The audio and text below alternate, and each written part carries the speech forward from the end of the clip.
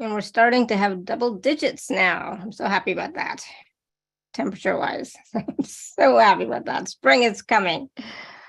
I love spring. The birds, oh my goodness. I don't know if you guys can hear me, but the birds today were like unbelievable. They were so loud, but also at the same time, they were so melodious when we went for a walk today. It was so beautiful. They I were really enjoyed visiting it. you. Oh yeah, it was like amazing, like wow. And I looked for them in the trees and everything. And I found some of them, but not all of them. I was like, where are you guys? But yeah, it was so, hold on, so beautiful. We're having unusually cold weather in California, in Northern California Oh, anyway. It's been pretty cold. oh, oh. Yeah, well, it just means Yeah, that I stay in and do stuff that needs to get done around here. absolutely. I hear you. All right, I think we are good to go on YouTube. So let us get going here. 1 second. Let me hit record.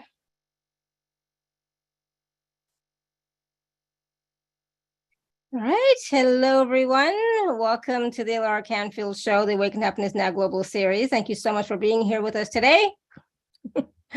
I'm so glad that you are here. And if you are new to me, to my show, to my YouTube channel, if you're watching on the replay or live, please do subscribe, hit the bell so you can be notified of all the calls that we do. Normally Tuesday, Wednesday, and Thursday, we have live shows. And my goal, my desire, my intention for all these shows, this whole platform is to awaken happiness within you, absolutely, but is also to raise your vibration, raise the vibration of the planet, of humanity, and to give you support, resources, tools, techniques, processes, anything that can make your life a little bit better, easier, and also let you know that you are not alone, that you are supported, and that we are all going through this journey together. So again, thank you so much for being here.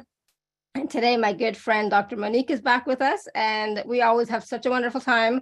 And today we are going to be talking about, what are we talking about? Hold on 1 second. I have it. Reclaiming our roots. We always talk about the ancestors and ancestresses. So today it's about reclaiming our roots. Partner with your ancestresses to heal ancestral wounds. That's what we're talking about today.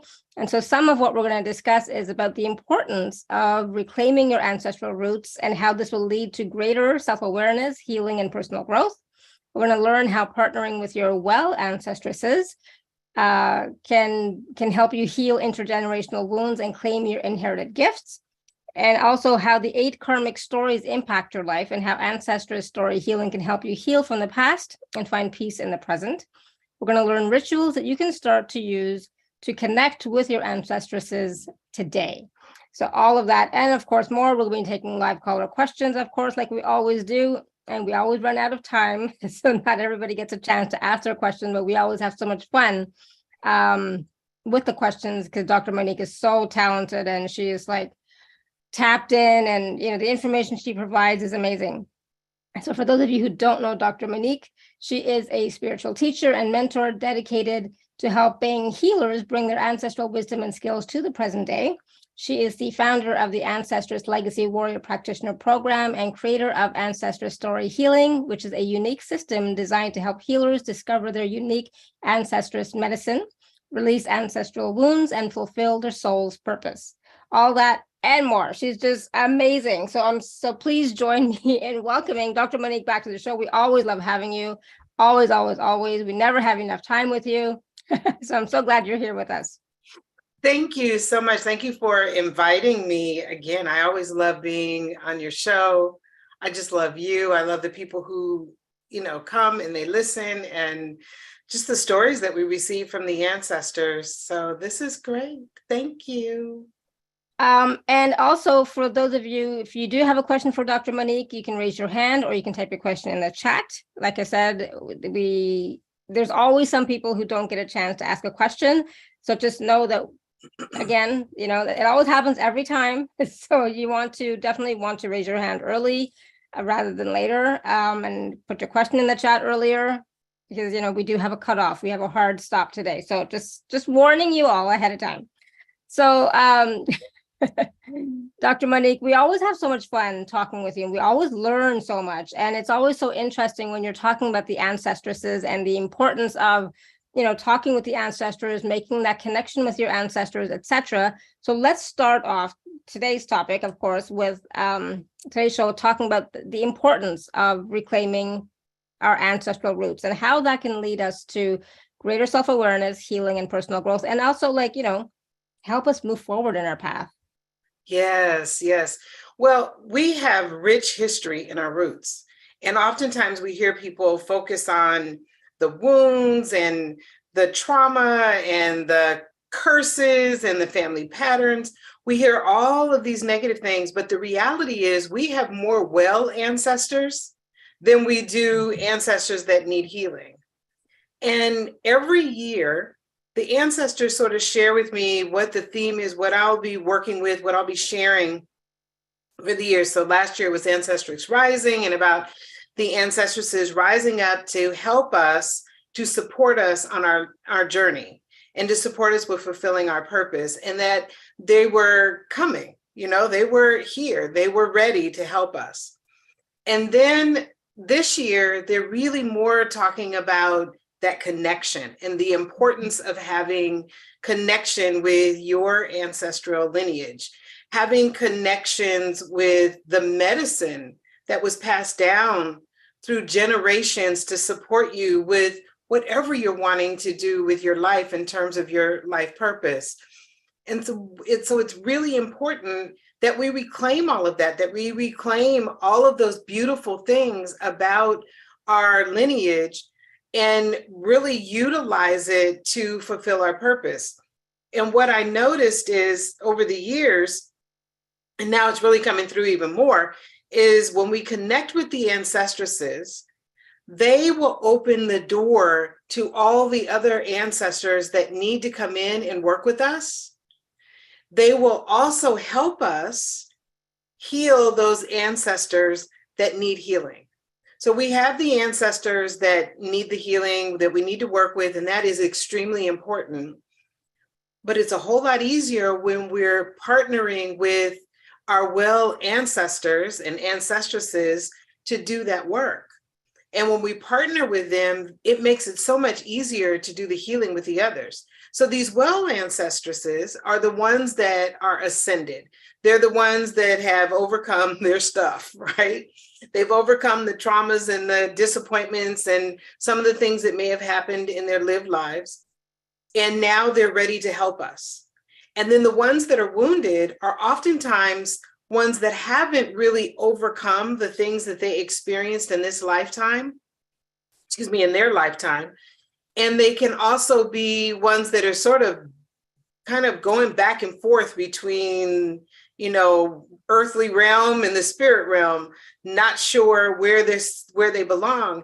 And by us working with these healthy ancestresses, what we're doing is helping them really transition fully into their spiritual space. And then we're helping them to ascend. And the reason why we want to do that is they too carry wisdom and messages and medicine that we really want to be able to tap into. But while they're still embedded in their wounds, it's very difficult for us to work with them and for them to come forward. The other thing that happens is when we have these ancestors and ancestresses that are still embedded in their wounds, that are still dealing with the trauma of their life experiences, oftentimes they want to protect us. And in their protection of us, it prevents us from actually doing the things that we want to do. And that's another reason why I want to work with them to heal and release some of the things that they experienced, because we don't need their protection. And we want to build a relationship with them in a way to let them know that they can go ahead and heal and do what they need to do and work with the well ancestors to ascend and no longer, work with us, preventing us from doing some of the things that we want to do. Now, I'm not saying that they completely block us. What I'm saying is that they can get in the way of some of the opportunities that could potentially flow to us because they're wanting to protect us. So, for example, if we have an ancestress that was a healer, and maybe they were shunned or abandoned, or maybe they went through an experience where they were killed. Then what happens is when we're wanting to express our gifts in the world as healers, guess what? They're wanting to protect us, right? And it doesn't mean that we can't do our work, but what it does mean is it doesn't have the intensity and the power that it could have if they weren't blocking that and trying to protect us. So that's why reclaiming our roots, reclaiming our rich history, reclaiming these beautiful stories, reclaiming this medicine that has been passed down is so important for us and for our lineage. That is so powerful. And I love that you shared about how they're protecting us, because of course, you know, if they had been killed as a healer, then of course they don't want that same thing to happen to us, even though it's a different time and space now, but still they're holding on to that energy of what had happened to them, right? Yeah. Totally makes sense. And even if we think about it in terms of relationships, if they had a number of failed relationships, guess what? They're wanting to protect us. So maybe we're not now fully able to engage. Let's say they were abandoned and their husband or their wife left them.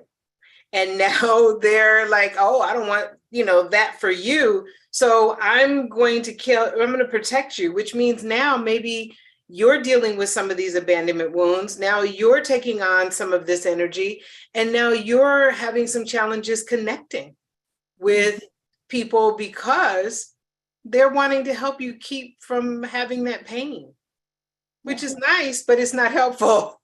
Yeah, absolutely. And that's why it's important to do the healing work with the ancestors so that they can be healed of that limited belief and that and the wounds that they experience, and free us from their protection per se.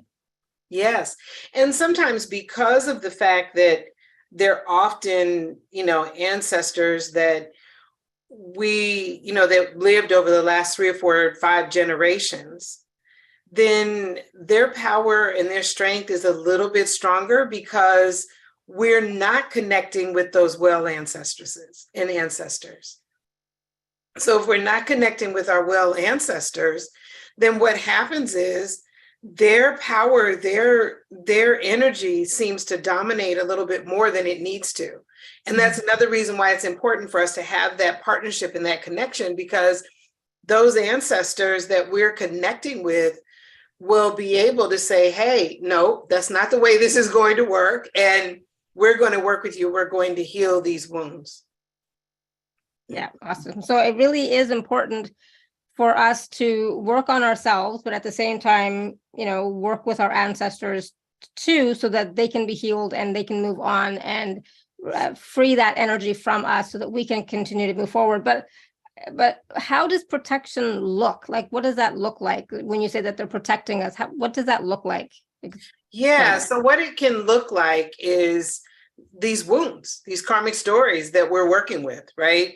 The 8 karmic stories that I share with people. For instance, I talked about abandonment, but let's say betrayal. When we're dealing with ancestors that have experienced a great deal of betrayal, then oftentimes we will feel the energy of that betrayal and make decisions based on their betrayal and not really based on what's happening in our own personal lives. We also may take on that energy, which then attracts the opportunity to experience betrayal more, right? And so that's why it really shows up in a way that impacts our lives. And it doesn't necessarily mean, like, for example, let me share with abandonment. I didn't experience abandonment. My parents were both in my lives. I didn't experience a great deal of abandonment around me, but I still carried that energy. And I carried that energy of abandonment because abandonment was strong in my family. If we even go back to enslaved times where my ancestors were enslaved, there was a great deal of abandonment that took place there. And I look at my grandmothers, they both lost their mothers before they were 4 years old on both sides. That's a form of abandonment, right? And they were both put into orphanages. That's another form of abandonment. And then they were released and well, not released, but they were, their fathers came and got them out of the orphanages and then took them away from the people that they had known for a number of years, another form of abandonment. So this abandonment energy was in my family lineage. And although I didn't experience it personally, I could see how it was showing up in some of the choices that I made, not so much in the relationships, but in the choices. I would say, oh, I'm going to do this, I'm going to do that. And then next thing you know, I've kind of abandoned the idea, not because it was a bad idea, not because I couldn't do it, not because I didn't want to, but there was something that was showing up that would be like, oh, maybe I shouldn't do that. And it really made it difficult for me to make really sound decisions sometimes.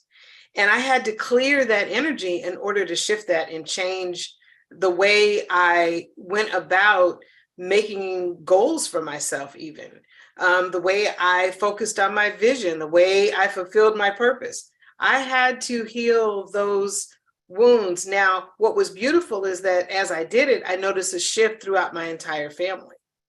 I noticed how there were different choices that were made. There were different things that people started doing. And I noticed that people started connecting even more. And we're a pretty well-connected family, but it was very interesting. I could see relationships shifting in a way.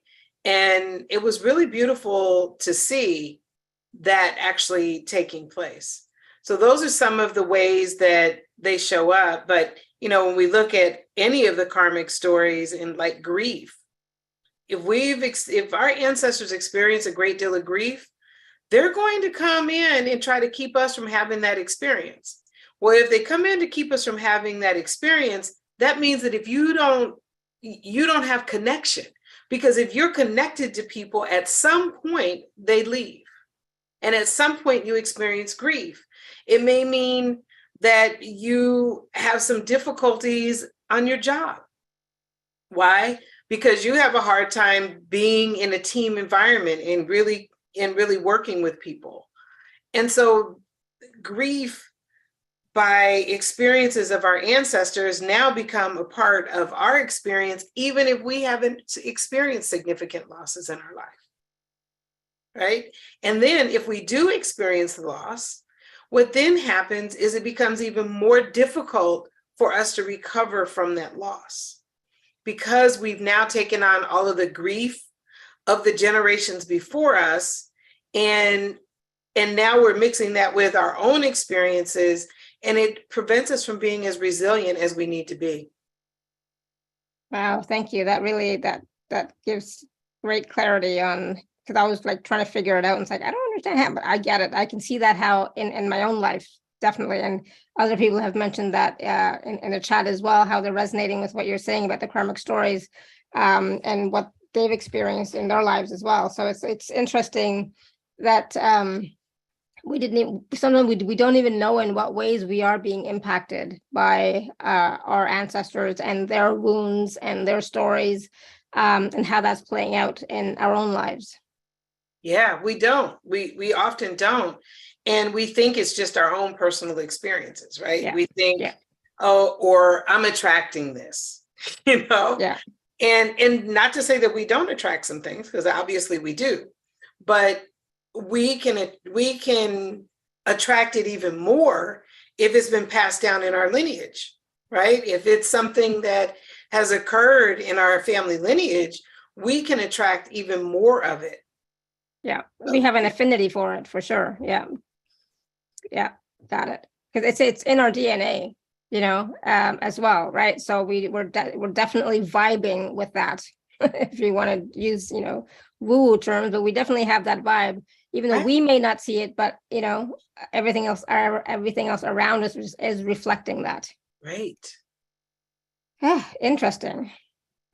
I like I said, I always learn so much from you about ancestors and how they affect us so much. So thank you for that. So we talked a little bit about the 8 karmic stories and how they're impacting us, right? Did you want to go through all of them? I think you touched on a few of them already. Yeah. So we have abandonment, abuse, anger, Those are three that that really show up if we've had ancestors that have lived through a lot of times like through war or through some unimaginable losses, some kind of massacres, tragedies, situations like that, then we definitely will see those. And then there's betrayal. I always have to look because sometimes I forget. Betrayal, fear, and grief. Betrayal, we talked about a little bit. Fear, fear, fear, fear. So if we have ancestors that lived in fear, then we will oftentimes see that impacting us in ways where we are not willing to be seen. We're not comfortable being heard. We don't tend to speak up. We tend to have a lot of blockages around, sharing our voice. We oftentimes will not really completely step into our purpose because we're afraid. And there's so many things that are the foundation of the fear in terms of these karmic stories. So abandonment can feed into the fear. Betrayal oftentimes feeds into this fear. So fear actually can cover a lot of the karmic stories. But the fear piece is one that I see often when I'm working with light workers and healers and spiritual entrepreneurs who are really stepping out and sharing their messages, the messages that they're receiving, the messages that that they feel deep inside of them. They're not willing to do it because they're oftentimes dealing with an underlying energy of abandonment and betrayal that is coming from their family lineage or even poverty. So there's this belief that being a healer means being in poverty. Being an entrepreneur, specifically one that focuses on spirituality, means not having any money, right? So there's oftentimes sort of this piece that goes hand in hand with fear.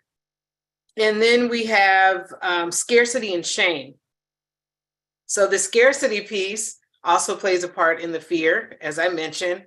So the scarcity piece is really interesting because, we used to focus a lot on the poverty, but it really is about scarcity. It's about a lack. And there are a lot of stories of lack that show up. And lack can be a lack of love, a lack of money, a lack of opportunity, all of these different ways that we experience a lack of something. If our ancestors experience that, then it often will show up in our lives. It'll show up in our beliefs. It'll show up in how we attract opportunities and money and experiences, how we attract love. And when our ancestors have experienced these situations, particularly when we're talking about healers, if our ancestors experienced a lot of scarcity, then what they're trying to do is push us towards things that will help us to not experience that.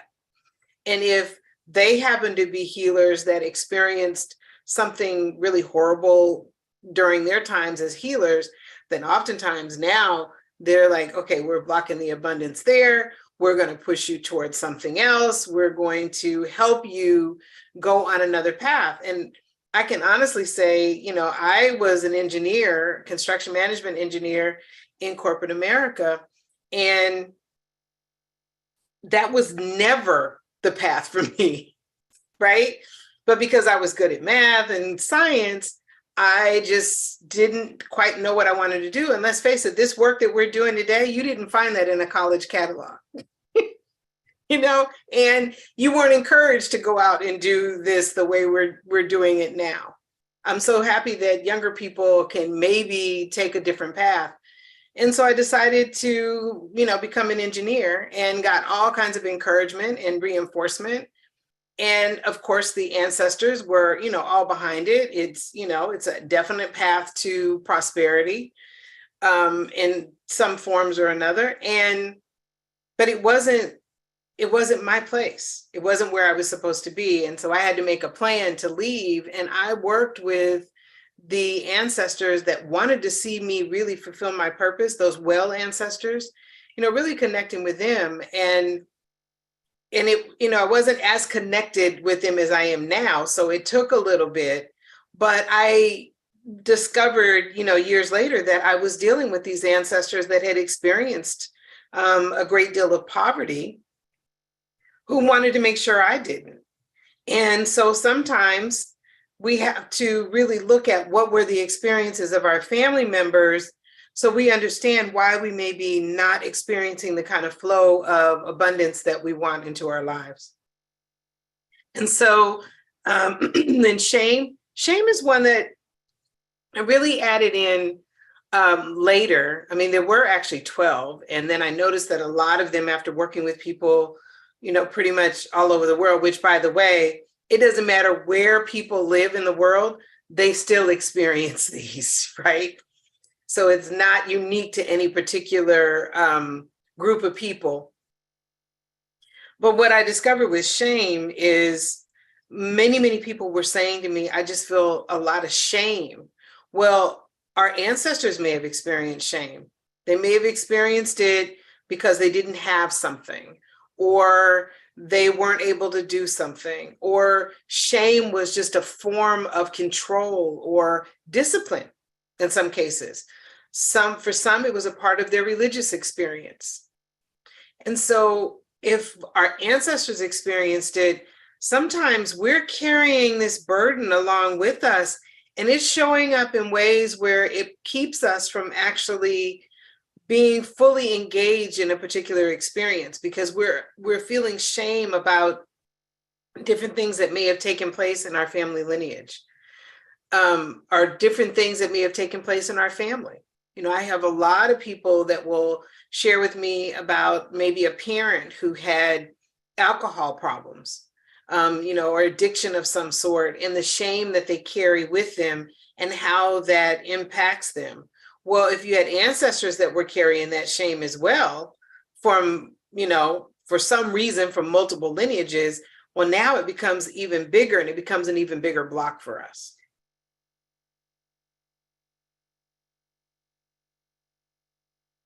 Thank you. Oh my goodness. Thank you for sharing all of that. I just feel like there are so many pieces that some of us have experienced more things than others. I know for myself, I've definitely experienced shame in the past for different reasons. Lack, fear, big time, abandonment, right? Betrayal. I think I have all of them. I have all of them.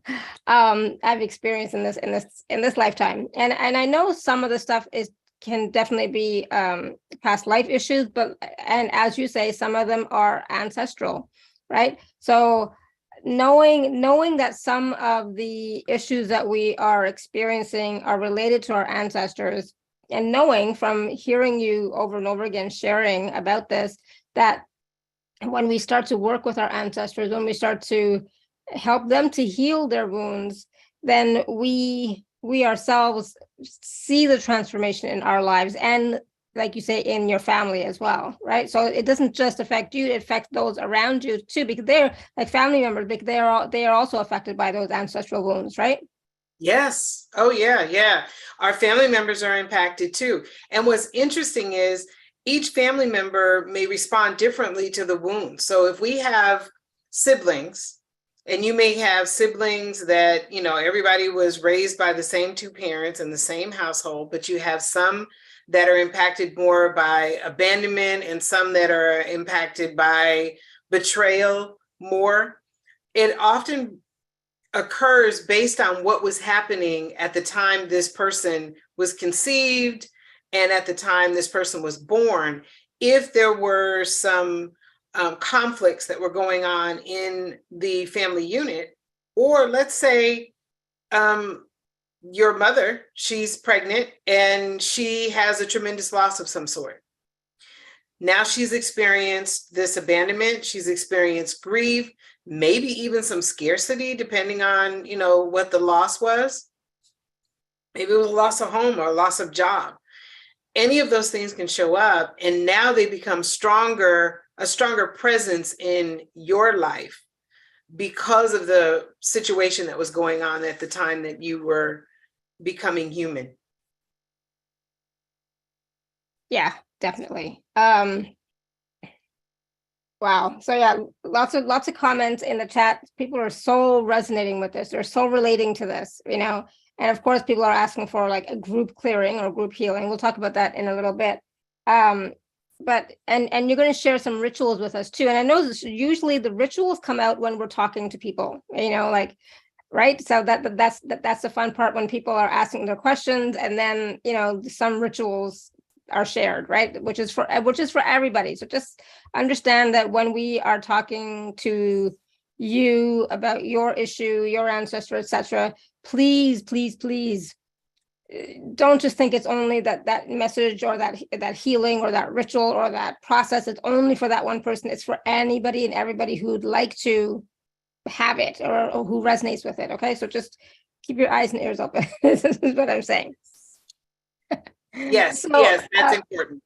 Yeah, exactly. Because it's not just for that one person. It's for No, anybody no. else who you know resonates with it at all in some way.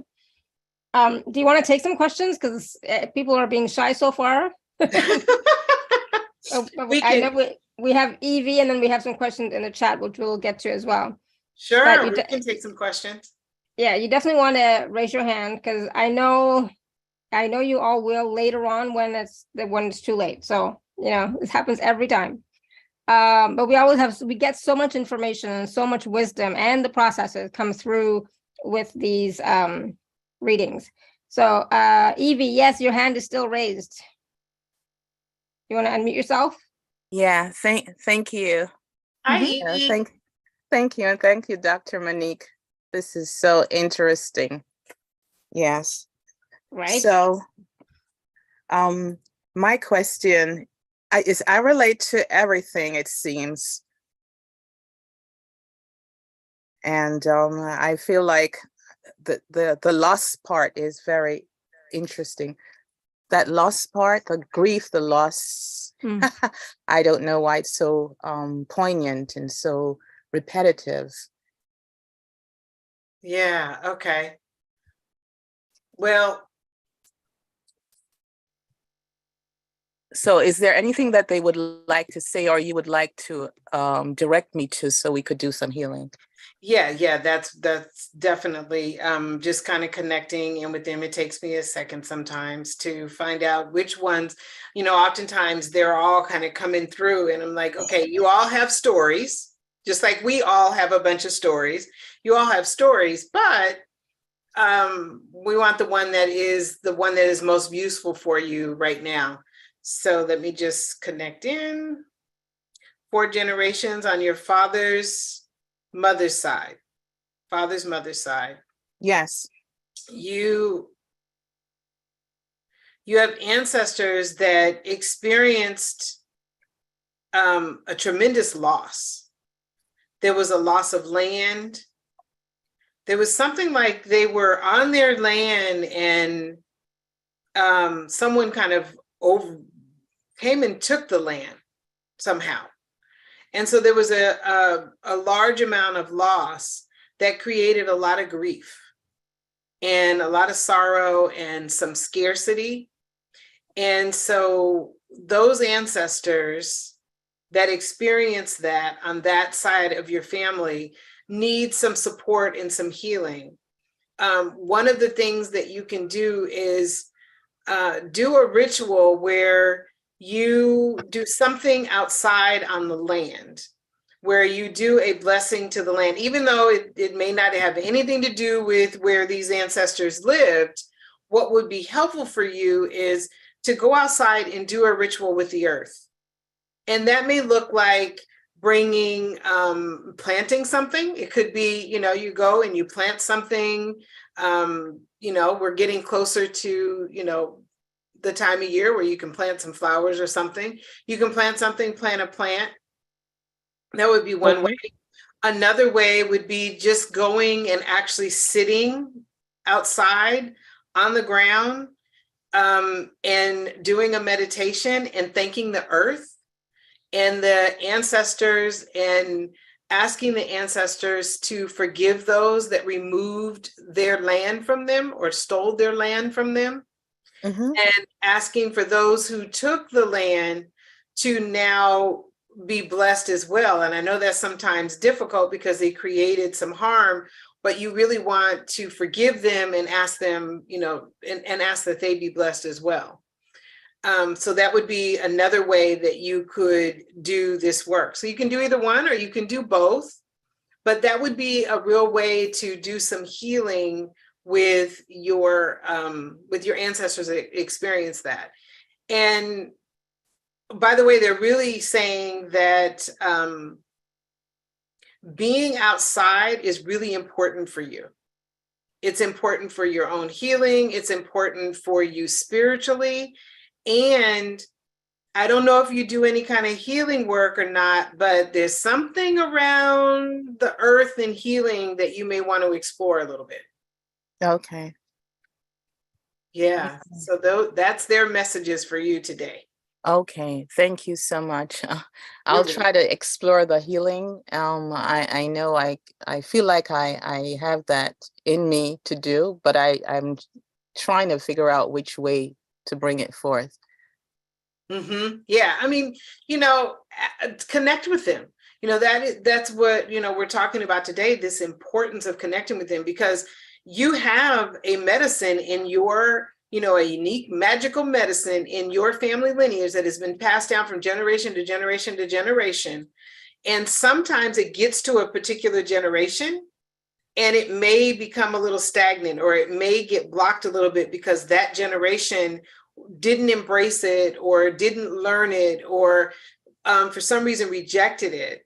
But it doesn't mean that it doesn't exist. It just means that it got kind of blocked up in that particular area of the family lineage. But there is a medicine there, and that's why it's so important to have this connection with our ancestors, because we can discover what that is, and they can help us discover what is the healing that we're supposed to be doing, what is the type of healing, or there may even be one that they're creating for you. And what I'm kind of getting is that for you, it's something that they're actually creating. It's something that they're actually kind of building up for you. But as you see different types of healing modalities that are of interest to you, you definitely want to explore them, because that'll help you open more to receiving what it is that they want to share with you about the medicine in your lineage. Okay. All right. Yeah. And that, that's a part of what we do when I'm working with my clients, is help them really understand what that medicine is, and connecting with the right ancestresses that can help you really unlock that medicine in your lineage. Okay, that's interesting. Knowing that you can see who it is that's wanting to present that gift. Absolutely. Yes. Yeah. I'd love that the ancestors talk to me. Yes, I do too. Thank you. Oh, I Awesome. appreciate it. Thank you so much, Dr. You're welcome. MoNique.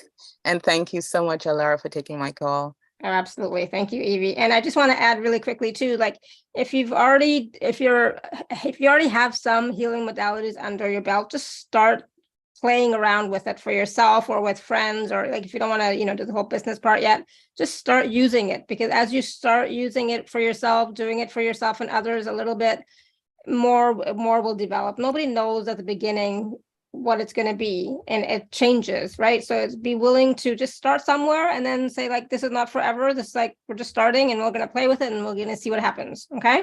Yeah, it's a good idea, but people around might think it's so woo-woo that they don't even think they just want to like run away because they don't want to deal with it. So sometimes that could suppress it a little bit. And that's what I've seen around. So just do it for yourself for now. Do it for yourself and the planet. Right. Okay. Yeah. I got you. You don't have to like. When you see something in the news or on TV, or you see someone suffering, or you hear about a loss, or if you're on social media and somebody says, pray for my family, those are great opportunities for you to share, and just do it from where you are. Just offer it. Yeah, nobody has to know. It doesn't mean that you have to be sharing it publicly, that, oh, I'm doing this for you. No, nobody has to know. Oh, but okay. It's for you to get more familiar and comfortable with the energies and how they work and how you interact and engage with them. And truthfully, I would say that the majority of us have had a time where we were a little uncomfortable about how the people around us would react. And Yep. I'll share a short story. I had, I really about 25 years ago, when I started discovering the law of attraction and learning more about it, I'm sharing with people and they're giving me the side eye and looking at me. And, even some of the family members are like, what's wrong with her? And all of these things, and couldn't get them to even want to listen to it. The secret comes out, and suddenly they're all buying me the book. Like it's something they've heard nothing about. Like I've never talked about it. And suddenly now it's okay. Yes. So I know about that part. I ended up with probably a dozen books on The Secret that I did not purchase. I love that. That's funny. And- I like that story too. And the thing is, like, sometimes I'll say something and somebody else says the exact same thing, but they listen to that person and it's like, I said the same exact thing. What do you, hello? I'm like, all right. So sometimes they just don't hear us. It's okay. Yeah. Okay. Yeah. And the more you step into it, the more the people that are around you the more confident you feel about it, the less inclined people are to even say anything. Now, do I have people that are probably saying things that I'm not aware of? Probably, but as long as I don't know, I don't care. Right? Exactly. Who cares? I'm at a point now where I don't care anyway, but exactly. But the more you feel confident, the more you really connect with that unique medicine that you have in your roots, right? The less you will be inclined to be concerned about it. And the less you're concerned about it, the less it shows up, because you're vibrating from a whole different level. And so then these people are not really looking at you crazy. But start small. Yes. Start out just doing, like Alara said, just start out doing it for yourself. I really love what you said, Alara, about whatever modality that you've already learned, do it. I think that's really important. That may not be the one that you end up doing, right? I mean, I became a Reiki master and I don't think I ever held an appointment. Oh. Yeah, I don't think I've ever, maybe one or two in the past, but it's true. And things change, right? And your own energy and your own flavor gets added to it, so it's never the same, but you just have to start somewhere with something, yes. Anything. And I love that you're saying that too, because I say to my clients all the time, learning these different healing modalities is great, because when you get ready to work with people, you have things to pull from, but it'll all kind of form in your own unique way, which is exactly what you said. And then when you mix that in with this medicine in your roots, then it really starts to kind of form and become something of your own. And so if you're wanting to open up to these, your healing work, one of the best ways to do it is to start to learn from different people and learn different, just to know what really resonates with you. And I didn't hold any Reiki appointments, but there were times when different things came up where I used it. Mm-hmm. I also studied pranic healing. I love pranic healing, but I don't really do pranic healing sessions. But there are times when I need to do healings with my clients who are dealing with some deep stuff, and I'll use it. And I connect with my ancestresses and I ask them what would be the best way to work with this particular client who is having these challenges. And sometimes they'll say, okay, do this healing, use this, use that. And that's what I'll do. So get started where you are. I will, definitely. Thank you so very much. Thank you both. Awesome. Thank you, Evie. You're welcome. All right, we're going to go to Laura. Laura, you want to unmute yourself?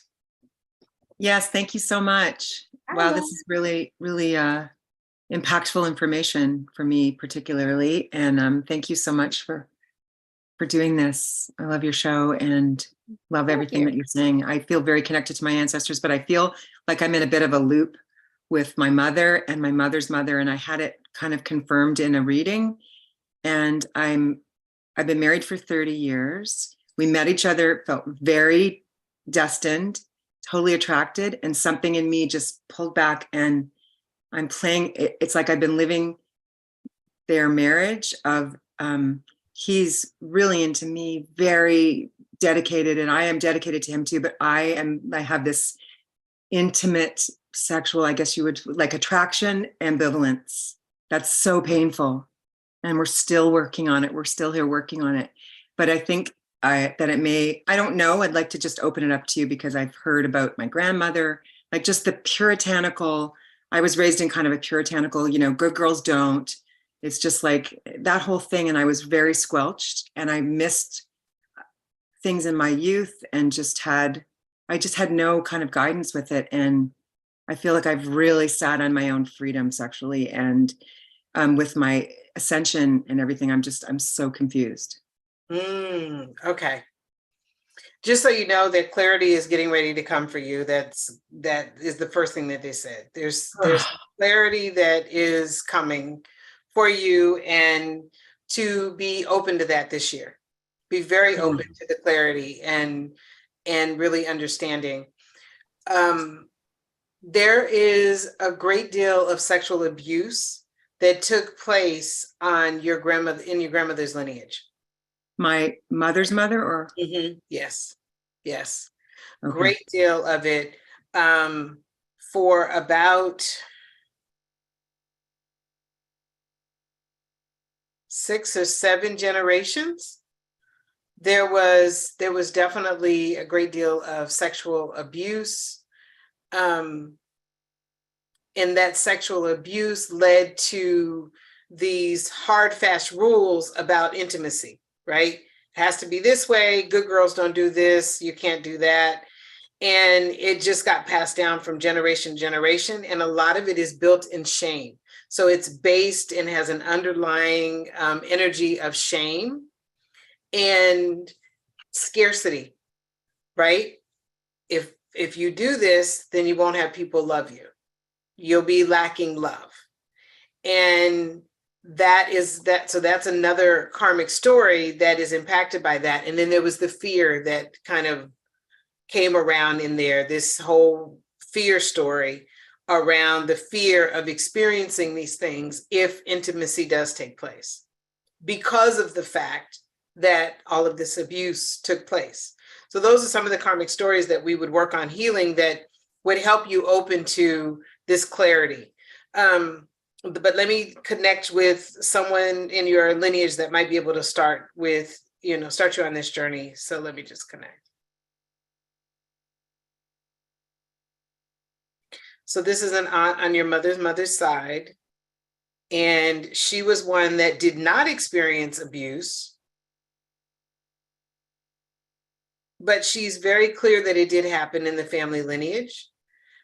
She's not giving me the actual generation that she's in, but she said she's multiple generations back. She has always somewhat walked with you and has seen you as the person in the family lineage that can change all of this. Yep. She's saying you are the one that ends all of this. And by the way, she's saying, thank you so much for coming and being open to receiving these messages. Her name,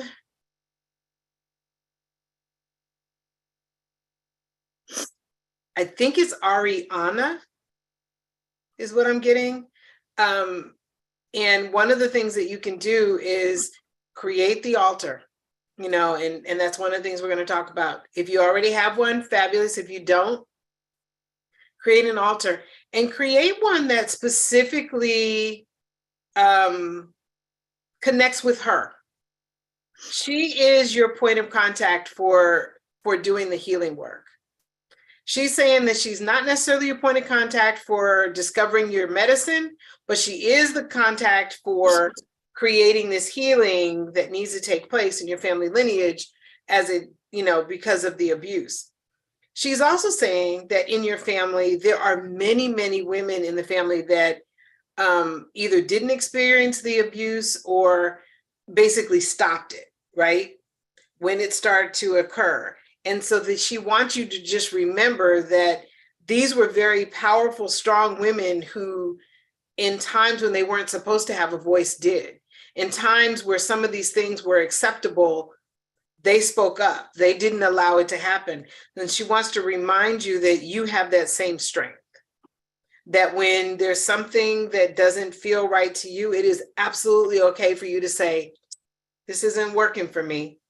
I'm not doing this.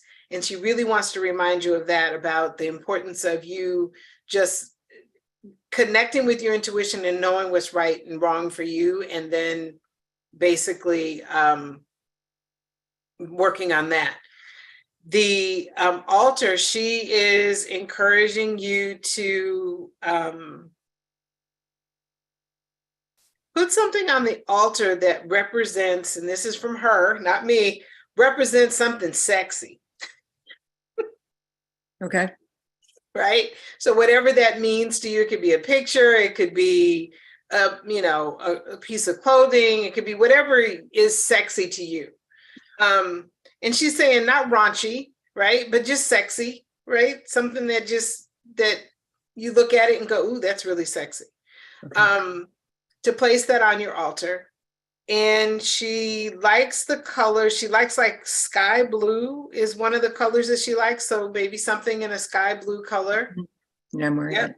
Okay, good. So place something like that on your altar. Maybe even when you get ready to meditate and connect with her, wear sky blue. Because that's my favorite color. Yeah, okay. Well, then use that color with her. And that is a form of connection for the two of you. She's saying even go outside and look up at the sky, right? And talk to her. Okay. And she'll come and she will help you. So she wants to help you and support you in your relationship and in this year of clarity. So she is really going to work with you in this year of clarity. And so do some of those things with her, and just go outside and connect with her. Okay. Okay? Yes. Thank you so much. You're welcome. Oof. That was awesome. It can feel a little bit heavy, but I just, she's being very clear that despite all of the stuff that did happen, there are also these really powerful women in your lineage, and you really want to connect and tap into them. And by connecting with her, you'll begin to open to this connection with them. Okay. Yeah. Thank you very much. That's very powerful. Good. Awesome. Thank you, Laura. Thank you. All right. We're going to go to Sarah. Sarah, you want to unmute yourself? Hello. Thank you. Hi. Hi, Sarah. So I just had a bit of a feeling, revelation. And by the way, today is the anniversary of my father's death, the Ortsite, as we say, so my candle is lit. I just had a bit of a revelation that in my leaving behind these communities that are no longer appropriate for me to be part of, because I'm a little too woo-woo for them, though they will talk all day about their spirituality, that I'm seeking new community and finding it here and there. Just made a great connection with Joy Baker, who I know has been on your show, Laura. We've been talking a lot. And feel like some of these ancestors, I feel them kind of knocking on my back, like it's a door, asking if they can come in and be part of my community and help me and clear me so that I can go on and do my best light work in the world. I would just love to see what you see. I'm from a Jewish lineage, not that all my ancestors are, but see what you see. Thank you so much for helping. Yeah, you're so I can heal and do good work in the world. Well, it's when you started talking about the knocking, it was, I could almost see that before you even mentioned it, that there's like, they want to come in, they want to help you, right? And it isn't the ones that need to be healed that are knocking on the door. It's the ones that are saying the reason why you are being pushed out of these communities is because these communities won't really provide you with the opportunity to open up to this medicine in your lineage the way that you could if you were around people who were more open and accepting of your work. And you have several like powerful healers on both sides of your family. And there's something about candles. So you said that you had a candle for your father. Yes. One of the ways to welcome your ancestors, they liked candles. So there's something about candles in your family lineage that are really powerful. And these ancestors, and a number of them are men. It's like the women are there and the women are saying, yes, yes, yes. And here we're introducing you to these men in the family lineage that can help you with your healing and the work that you're doing and creating community for you. They're also even saying that you might be creating some of your own community in a sense, right? Gathering people together that you feel connected with. Start small, they said, and then let it grow into whatever it needs to grow into. Maybe it starts with you just reaching out and connecting with people one-on-one. Do it that way. But anyway, back to the candles. So they're saying that the candles are there. 4 candles. And the 4 candles represent each of your lineage lines. So your grandparents on both sides of your family. And light the candles and welcome the ancestors on both sides of your family that can help you create a space that is welcoming and open so that you can actually do the work that they are wanting you to do. And you can make up your own prayer, you can say it in an affirmation, you can just submit it as a request. Write a letter to your ancestors telling them what you need and that you are looking for community. The other thing that they're sharing is by doing the 4 candles, you may even find that there are pieces or people from the previous, environment that you were in that are also opening up to you, right? They're also there because with this candle, what you're doing is you're shining this candle, and this candle is shining a light on who you are on a soul level, which then brings some of those people in going, okay, I didn't see you before, but now I see you, right? So that's another place where you can have that connection. Yeah, the candles, that is your ritual. Lighting a candle, lighting those 4 candles at least 4 times a week, kind of looking at doing things in 4s for a while, lighting the candle 4 times a week, making an offering to the ancestors in your family lineage. That offering can be anything from food to water to wine. I know, my father liked brandy. He liked brandy and milk, by the way. And I don't drink it all, so that, the brandy already didn't sound good to me, but brandy and milk, but that's what he liked. So I put brandy on my altar. So you might want to, what did they like? My grandmother had this game that she played with us as kids where we would go to visit her, and we always knew to go look around her house because she had hidden some chocolate candy somewhere around the house. And we would find it and we'd come out and go, oh, we found the candy. And she's like, no, you didn't. I didn't lose it. Right. And then she would just chuckle. And then, we'd get that piece of chocolate. Well, I always put chocolate on my altar. When I'm wanting to connect with her, I put a piece of chocolate on the altar. And I've even, kind of replayed that story as I'm connecting with her and get the laugh and, and then I put the chocolate on the altar. So look for different ways that you can connect with your ancestors based on your culture, your history, experiences that you may have had with ancestors, things that you knew about the ancestors, And even if you didn't know your ancestors, it's perfectly okay, because you can just look back at history. You know, if you know that there are some Jewish roots in your family, as you mentioned, then maybe look at some of the cultural traditions and rituals that took place and incorporate those into your altar. And that is a way to welcome them in. Well, it's interesting because I have in my house a 300-year-old Holocaust Torah, Wow. 2,000-year-old Maccabee coins, that's the Hanukkah story, 4,000-year-old pottery that I did in archaeology in Israel, a big portrait of my grandmother over my mantle that my sister took everything else, and I found this falling apart thing and had it restored, and my grandfather too. Yeah, I've got a bunch of, I have so much Jewish historical stuff, but our ancestors aren't necessarily just Jewish, are they? Are we talking about soul ancestors or physical in this body ancestors? And also I'm a walk-in, so I suppose that, complicates things a little bit. But in pulling wisdom or healing, that's not a good word, pulling, but are we looking just at the ancestors from this biological body, or our soul ancestors in so many other lifetimes? For the purposes of today, that's all we're looking at. We're looking at our blood-related ancestors.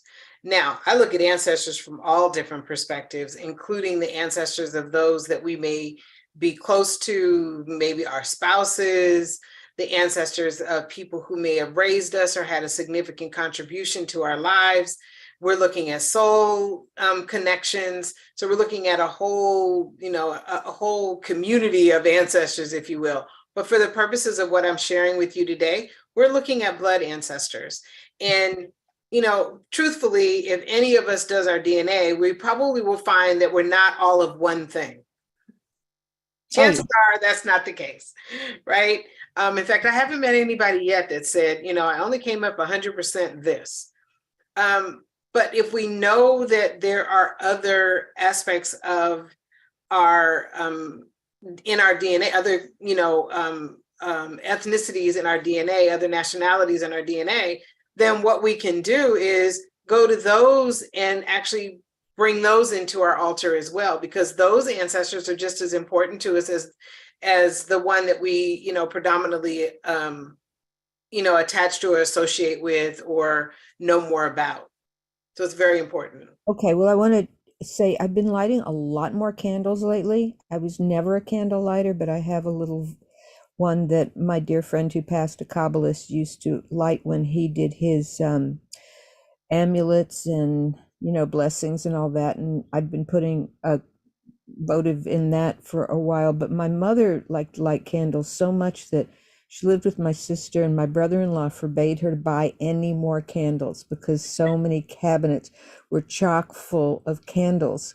So I think you got it. And in Jewish religion, yeah, the candle lighting that we do with blessings all the time are a big part of the tradition. I thought many years ago that my last name meant lamplighter. Ah. Schendelman. I thought it was from chandelier, chandelier man, whatever. I found out it was husband of Shandel, which I found out after I'd named my daughter Shandel. So anyway, thank you so much. I thought of a couple of other things. I'll put them in the chat. Thank you, Alara, so much. Thank you. Thank you, Sarah. Thank you. All right, I want to take a question from Valerie in the chat. She said, I have a wound about not feeling competent, feeling inadequate, feeling stupid, without confidence when learning new things. How do I know if that is ancestral or from this lifetime? It's both. It's both. Because all of that gets mixed in, right? So this is for all of us. If there's something around abandonment, there's things that are happening right now in our lives around that, but it also comes from the ancestors. So what were she named the kind of the karmic stories. What was it? Yeah. Not feeling competent, inadequate, feeling stupid, without confidence. Okay.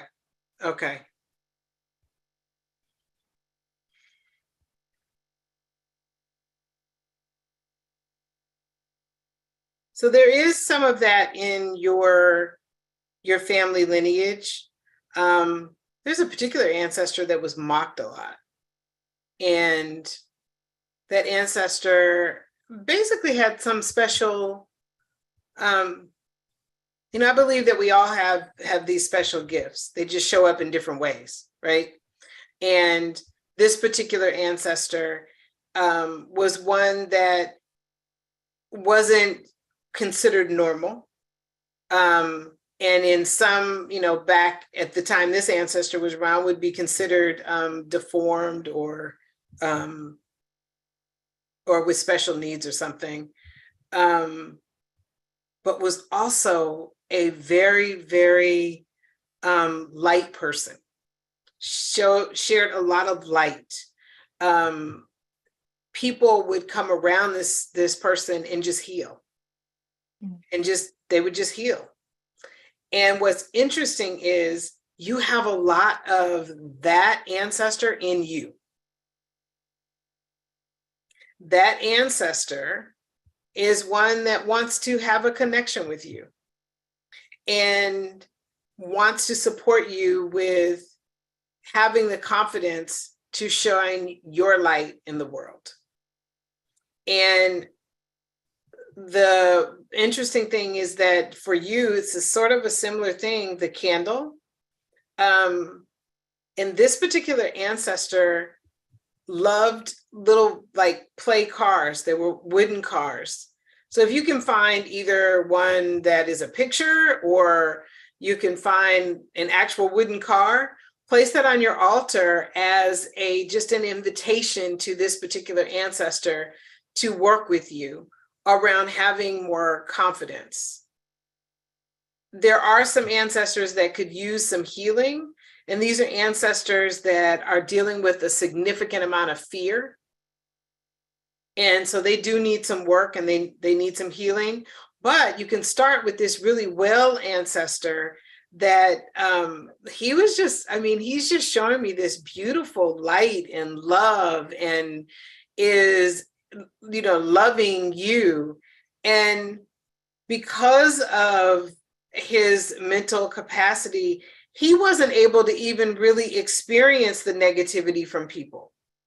He doesn't even know what that, he just didn't experience it, even though it was happening. And he's wanting to provide you with the same thing. So if there is some negativity around you, if there is something that is really creating some lack of confidence in you that's coming from outside sources, he's ready to help you just really shine your light brighter in the world. It's like I feel him just like hug, right? Just loving and kind and warm and loving. And he's saying, this is your time to rise above. Your time to rise above. And he wants to help you. He absolutely wants to help you do that. Trying to see if there's anything else that he wants you to do. He said to write him a letter about how you really want to feel and what you want to accomplish, and place that on your altar. Place it on your altar. And it's a letter to him. So the first thing you may want to do is write a letter about what you want to release, what you want to let go of. And then the second letter is what you want to experience as if it's already happening. So you're writing it in a letter form to him, basically thanking him for all of these things already happening for you. So you now are letting him know what you need to release, and you're letting him know that you're thankful for the fact that he's already creating these things in your life for you. And you place that on your altar. And he's saying that he liked bubbles. He liked bubbles. So you can either draw some bubbles, you can get a container of bubbles, you can maybe even as an offering to him, fill up a bowl and create like a little bubble bath in the bowl. as an offering to him. I know I tell people all the time, these rituals and these different things that the ancestors ask us to do always sometimes seem like, oh, really? That's kind of odd. But everybody I know that does what they're either told by their ancestors or does it because they've heard it and they just felt a connection to it, they always experience a transformation that comes over and takes place. So those are ways that you can connect with him, that he's, he has a very boyish energy. So some of the, if there's little energy like that you can bring into your connection with him, it is going to be extremely powerful. So get started. You can get started now. Oh, he also liked coloring. So if you enjoy coloring, then color something, put it on the altar. You may decide to color a wooden car. Paint a wooden car, whatever it is. Wow. Wonderful. Let us know how that resonates with you, Valerie. I can tell that you're being moved by it for sure. So that's great. Good. Okay. There was a question in the chat from Missy. 1 second. Missy says, fear is debilitating and keeps me frozen in time. I was not born into poverty, but live in it. All I want is to be a healer and teacher and help people connect to nature to heal, but I could be off. How can my ancestors help instead of keeping me small? So nature is your interest. Okay. So your ancestors, the first thing they said is, we're not keeping you small.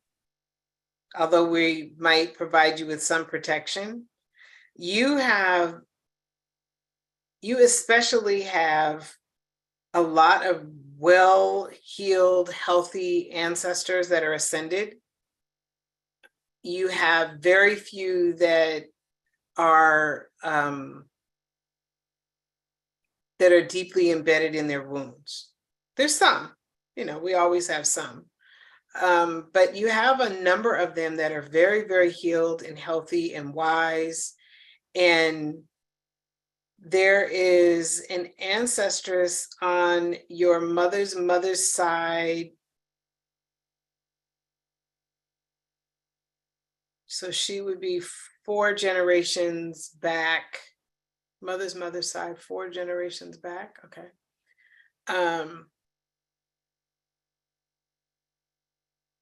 She's like dancing. She's dancing outside. She said, go dance outside.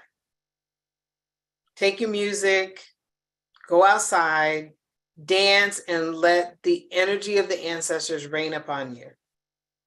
That they are coming, they are rising, they are ready to help you. Your real connection is now really leaning more towards the Ancestress side of your family, those grandmothers and aunties and sisters, the mothers, they all are ready to connect with you, and they want to connect with you through dance. And through dance, you will begin to release some of the limitations that have been placed upon you by your experiences, by the people around you. And there's something with dance. So I don't know, are you a dancer? I mean, do you dance? Do you like to dance? Something's going on there.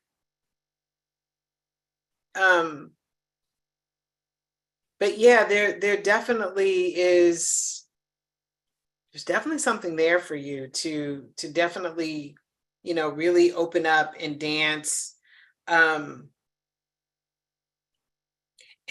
your ancestors that dance, they liked pinks and yellows and just like light colors, white. They love those colors. So if you're dancing, if you have a shawl, or if you are wearing those colors, if you have those colors, whatever it is, definitely wear that and go out. and just go out and dance. Did you see in the chat? I She feel said, nauseous, but I love to dance to the blues. yeah. Okay, if you love the blues, you know what? Go and put that music on, stomp your feet, shake your hiney, and have some fun.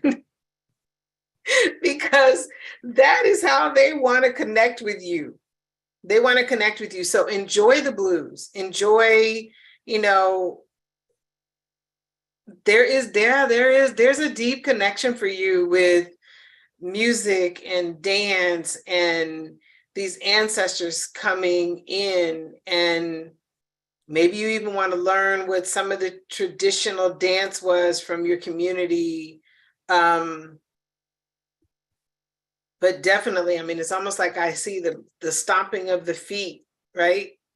The stomping of the feet on the earth. And there is something about, you can do it inside as well, but there's something about the outside and your foot hitting the earth. You can be in shoes still, but it's something about your foot hitting the earth that brings up this circle of ancestresses that want to rise with you and help you expand and open up to all of the things that you've been really wanting to do.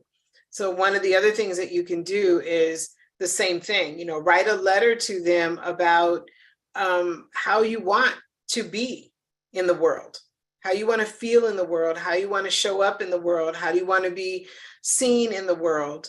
Write a letter to them, and then take your letter and hold it or put it in your pocket and then dance. And you're going to see some real pretty incredible things happening as a result of that. Awesome. Let us know how that resonates with you, Missy. I mean, and it's so funny when Dr.MoNique said, do you like to dance or so on, you know, and she said, wow, I'm missing, I love this. I want to be free to express. Awesome. Yeah. Yes. But when you mentioned, do you, I'm getting something about dance. Do you like to dance? Like if somebody would have asked me that, the answer would have been like, no, I don't like to dance. But in my past lives, I've been told, because people have seen it many times, I used to dance, but classical Indian dancing in temples, you know, like that type of dancing. I can see that because you have a regal goddessness kind of flowingness to you. So I can see that. But in this lifetime, I have to have a drink in both hands to actually have any rhythm or movement or anything. I don't drink anymore, so like that's never happening. Well, it's interesting because you naturally kind of flow just in your movements. So that may be your form of dance. That's the way you're expressing your ancestral roots. Yeah, just with my hands, just not the feet, you know. And I watch a lot of the Indian dances, you know, on TikTok and the Instagram reels. You know, they show all these, you know, people doing these dances, and I'm like, how do they do that? I'm like, how do they do that? I couldn't do it. You know, it's like I just find it so amazing. Anyways, just a little funny story about dancing and me do not get along. Okay, well, I want to take one more quick question from Angela, then I want to talk about the package, and then we'll see how much time we have left. So Angela, you want to unmute yourself?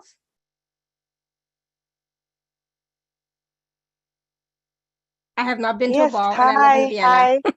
Hi, Angela. Hi, Angela.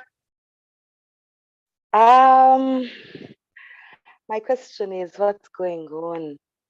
It's like we have fallen into a mix of. Yeah. So she's probably going to go in and out. Her connection's not that great. So Angela, I might share from what you had sent me in case you get cut out. Yeah, maybe I will. Yeah, so there's a lot of conflict going on in her life right now. Conflict, fights around finances. Her mother died recently, so there's a lot of fighting between the family. Yeah.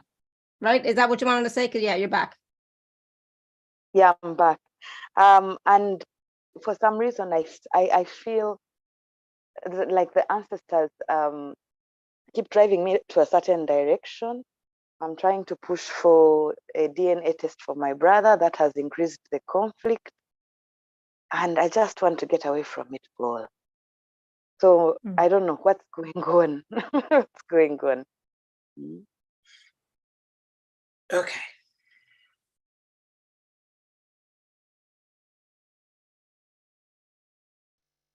Is your father still living?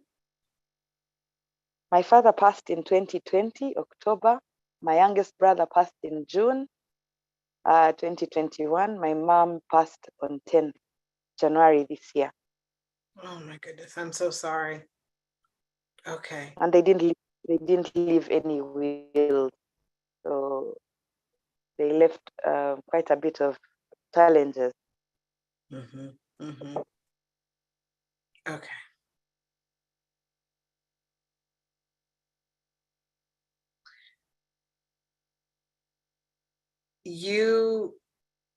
They're taking me back a number of generations to your healed ancestors.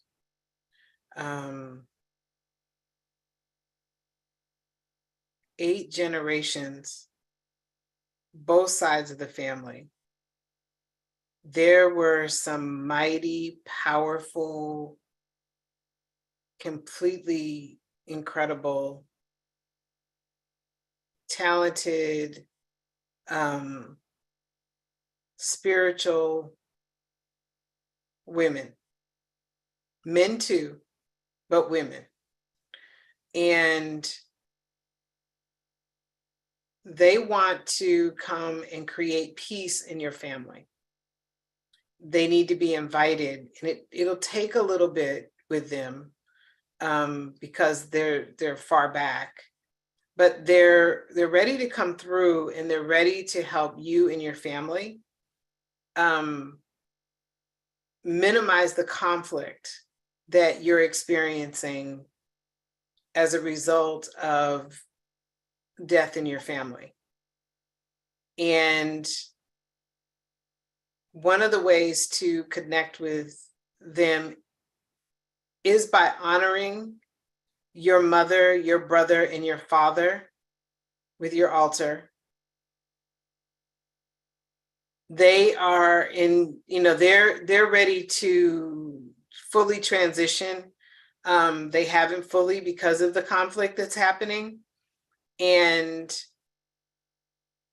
they're really wanting to be on the other side, right? They're really wanting to ascend. They're really wanting to help, but the conflict will keep them somewhat in a space where they're not able to fully ascend. But you have these powerful ancestors who are very helpful with that. And they are ancestors that really are good at conflict resolution. One of them was sort of like the one that helped with conflict in the village, and helped people resolve conflict, and was the one that could do energy work and do different things that created a more cohesive environment. And that one is a male ancestor on your mother's father's side. And he's saying that you can bring him in to help. And he had like a walking stick that he used. I would encourage you to just even go and get like a small branch of a tree and place it on your altar as a sign of the walking stick, and ask him to walk into your lives and help to heal and create peace and help you guys resolve this in a way that is beneficial to all, that is healing to everyone in your family. He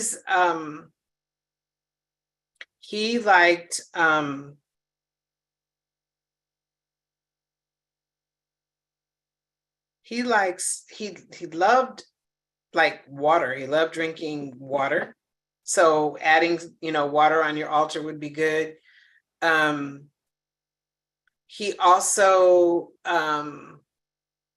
he likes straw, I guess, like holding straw in his hand. So I don't know where you'll find that, but you probably get it at a craft store.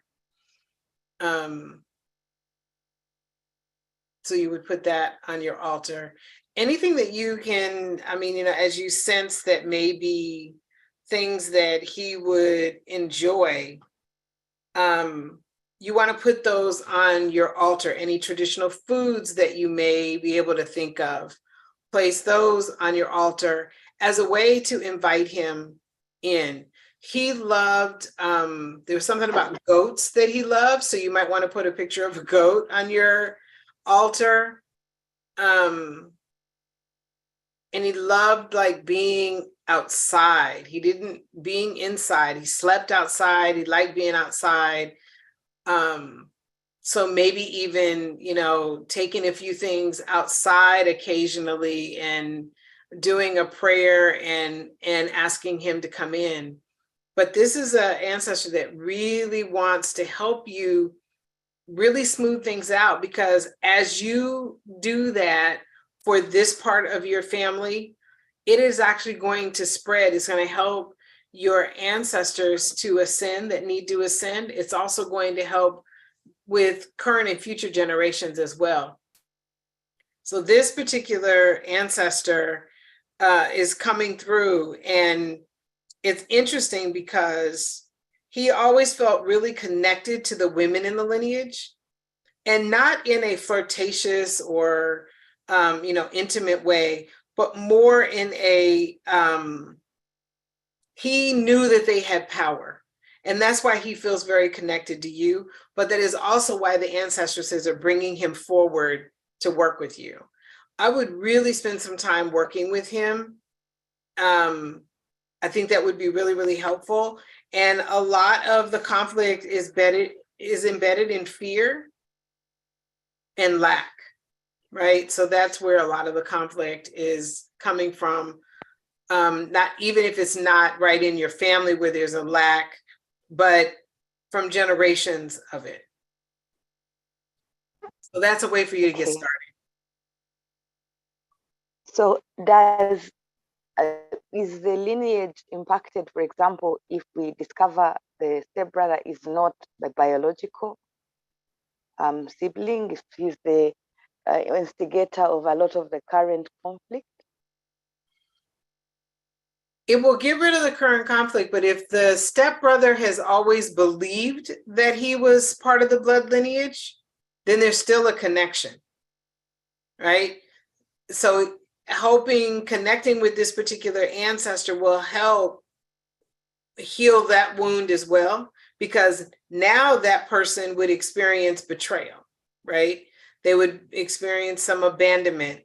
And whenever we have people that were either raised with us or were close with us or even thought they were part of our blood lineage, we carry some of the wounds that they've experienced as well.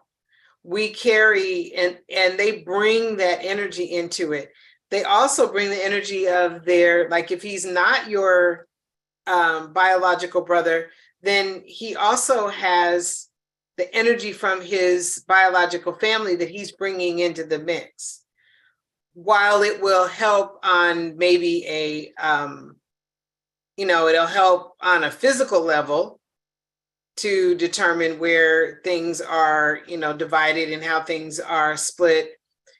On an energetic level, connecting with this particular ancestor is going to be more of a healing for everyone.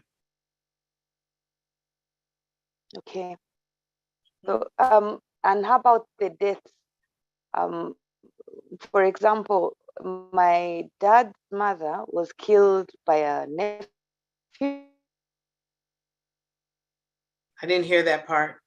I think by nephew. And my concern was this conflict. Oh, you're really cutting out. My dad's mother was killed by a nephew. Okay. You can.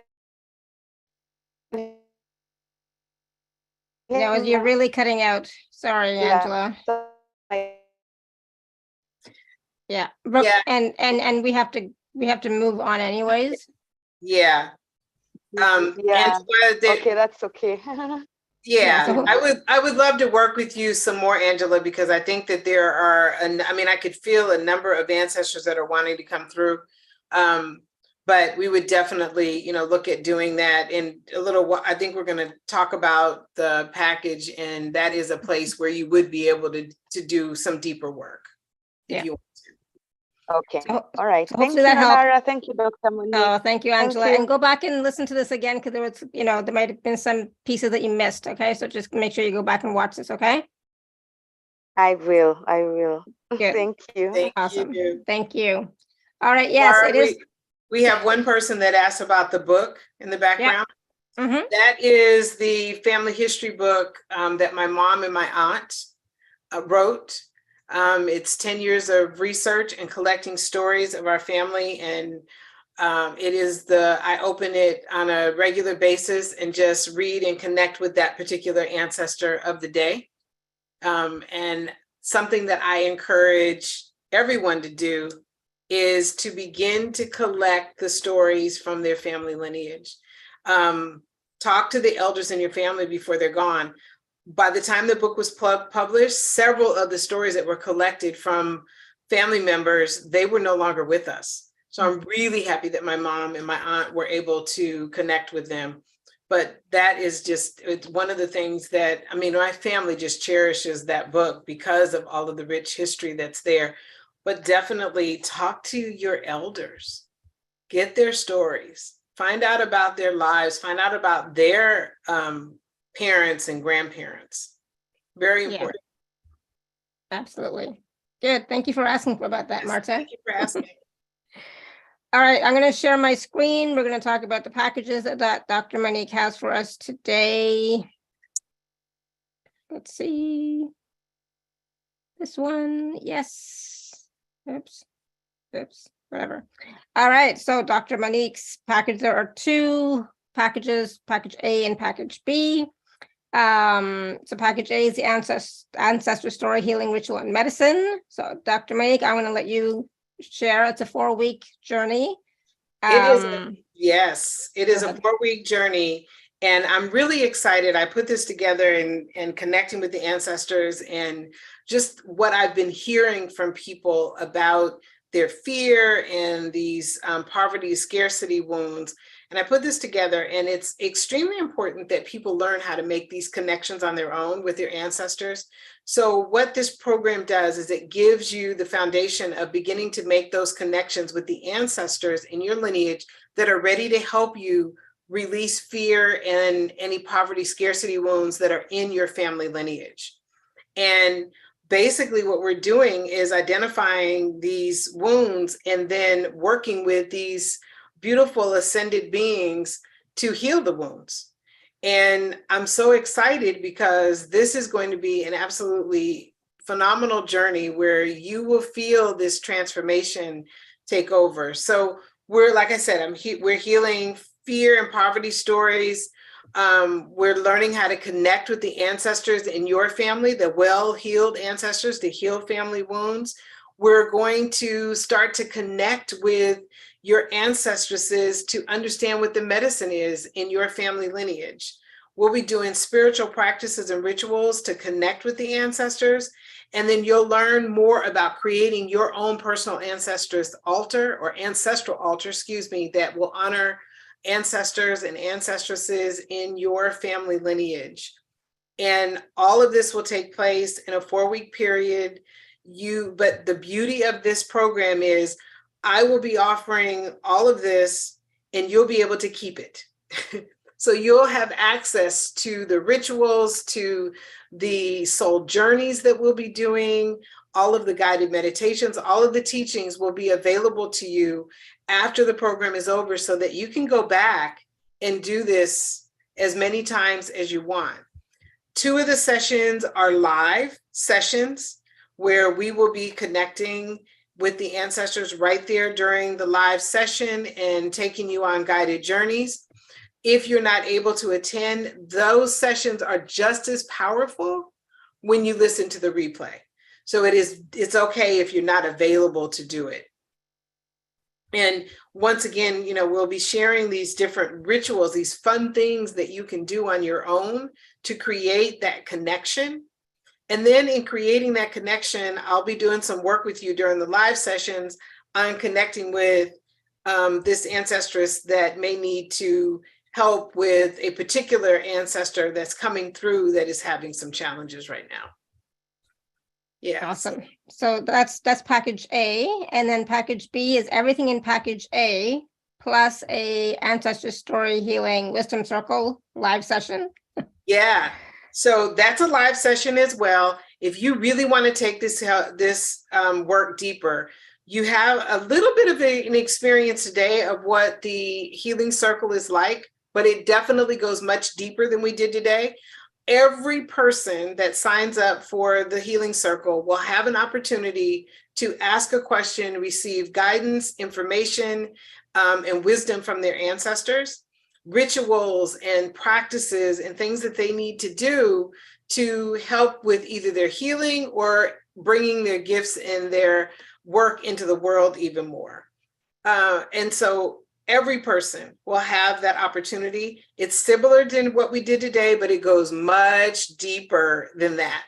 And that is, I mean, it's like your own personal session. But the beauty of this is because we're in a group, we're also pulling the energy and the wisdom from all of the ancestors. So sometimes, you know, I'll just get ancestors that will blurt things out to share, and I'll share those as well. Any of the rituals and the healings that are taking place, any of the information that's shared are all things that you can keep and you can utilize as well. If you feel like you are connected to the information or it resonates with you, you'll have access to the replay for as long as you want. And you'll be able to go back and really connect with those ancestors in some really powerful ways and be able to go back and hear the messages. And what I find is you'll receive a message, you'll hear it, and then maybe a week or two or a month or 2 months down the line, you go back and listen and there's something else that comes through. And that's why I'll make sure that you have them to go back to. And package B, there's also a fast sign-up bonus free ticket for Claim Your Ancestral Medicine and Magic Virtual Retreat. Yes, yes. So I have this this little retreat that we're doing. It's online. It's a virtual retreat. You'll be able to come, and we're going to really talk about Ancestress Medicine and really how to tap into it, what it is, how to work with it, and what you need to do to really unlock it for yourself. And the different, you'll learn some different rituals, you'll learn different practices, you'll learn how to do a little bit of research so that you know what that medicine is and you can start to bring it into your life now. So that's awesome. A bonus. Yes. Yeah, that's a bonus for package B, right? Yeah. Yes. Yes. So package A and package B, there are 2 and 3 part payment plans available as well. If you are an Inner Circle member, use your discount code to get your 10 or 25% discount. You can also use gift code ATHN10 just for this month to get a 10% discount if you're not already part of the free Inner Circle. Okay, so just know that at the end of this month, that ATHN10 code is going to be going away. So make sure you join the free Inner Circle. It's free. All right. Beautiful. So again, those 2 packages, package A is $150, package B is $350. And of course, again, there are 2 and 3 part payment plans available, and use the discount codes, gift codes as well. That'll be that are available for you. Okay.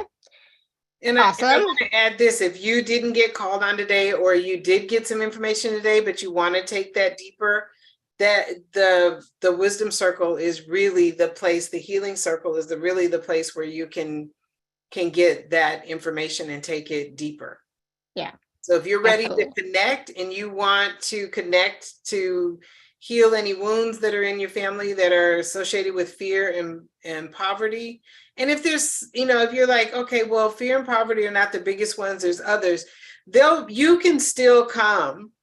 I'm going to be providing you with different tools for those specific karmic stories. But if you have others that you want to work on, you can actually come and you'll still be able to benefit from the program and really begin to work with those stories as well. So awesome. Don't feel like it's limited. Yeah.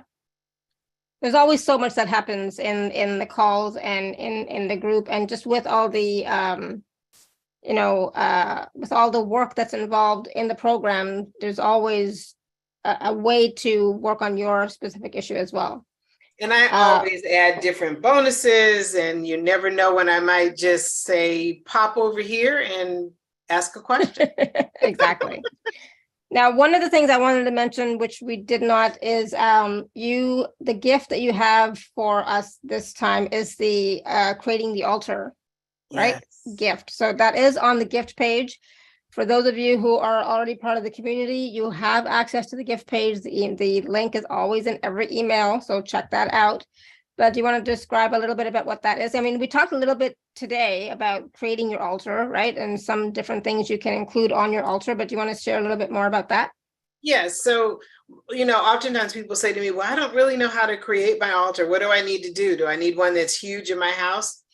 Do I need, where do I create it? Or maybe even, I don't have a place to actually put it. Anyway, this guide will teach you not only how to create your altar to honor your ancestors, but just some rituals and some different practices that you can use and offerings that you can make to help with your ancestral veneration. And so this is a great opportunity for you to just begin to build out that altar. And I encourage anybody who is going to go through the program as well to grab that, and we'll be working with that in the program too. So you'll get a start from the ebook, and then if you join the program, we're going to take it deeper so that your altar is a real opportunity for healing and wisdom in your life, in your home, and for your entire family. Awesome. Thank you. Unfortunately, we do have a hard stop today, so I have no choice. Dr.MoNique, any last words of wisdom for us? And I just want to say really quickly, for those of you who haven't had a chance to ask a question, if you still have a question, you can always post it in the Facebook group, because I know Dr. MoNique is in there and she will, be able to look at it and answer it there. Okay, so just, a quick question, not a full length reading, but a quick question. Okay. Yes, any last words of wisdom for all of us, Dr. MoNique? You always have so much to share, and it's always so valuable. Thank you. Thank you so much. The last thing I just want to share is connect with these beautiful beings. They want to help you. Have no fear, because you're calling upon those healthy and healed ancestors and ancestresses. And they will be the ones that will help you and support you and guide you and provide you with wisdom. And it is so powerful and it's so easy. And all of us have the ability to do it, not just someone who you know of that's been born with it or whatever. We all have the ability to connect with them, and they will connect with you through various ways.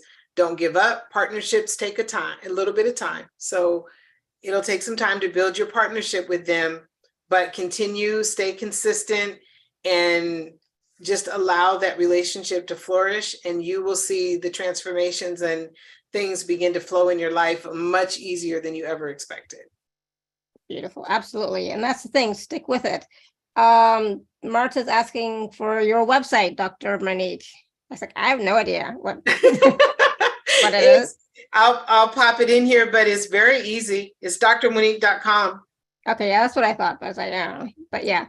And Laura was asking, how can we work one-on-one with you? You can always, you just sent it to me. So I only send it. Oh, okay. How about I send it to everyone, huh? Yeah, because I know I could have figured that out, but my mind is not working today. Not feeling there we great. Go. Perfect. And then Laura is asking how can they work with you one-on-one? I don't know. You can go to the website and check it out. Send me a message. And actually my email is drmonique@drmonique.com. That's real hard to remember too. So I just popped it in there. Yeah, I always have to make sure I didn't mess them. Okay, yeah. Send me a message and we can talk about how we can do some deeper work together one-on-one. And how often do you offer this program? I don't know. This is the first time. There's always something new. So don't get me wrong. This is not just the first time, but there's always new programs that you're offering. But Yeah, you know, every time I come to your show, I offer something different just because I Yeah. want to give people an opportunity to experience something different. So this is the first time I'm offering this particular program. And I can't tell you that I'll be offering it again or not, because I don't know yet. But I know Exactly. that I'm offering it now. Yeah, there's always something new, and you know, once there's always different programs that Dr.MoNique is offering for sure. And next time she will be on, it'll probably be something else, you know, in next season or whatever. It'll be in something else. So who knows, right? So if you're resonating with this, jump on it. I guess, you know, for the early bonus for package B, the class is on February 23rd. And then the 4-week class starts on March 1st, I think, right? Yes, So starts there's March a little 1st. there's a little bit of time, but if you want that bonus for package B, then you want to get it before February 23rd. Mhm. Okay. Yeah.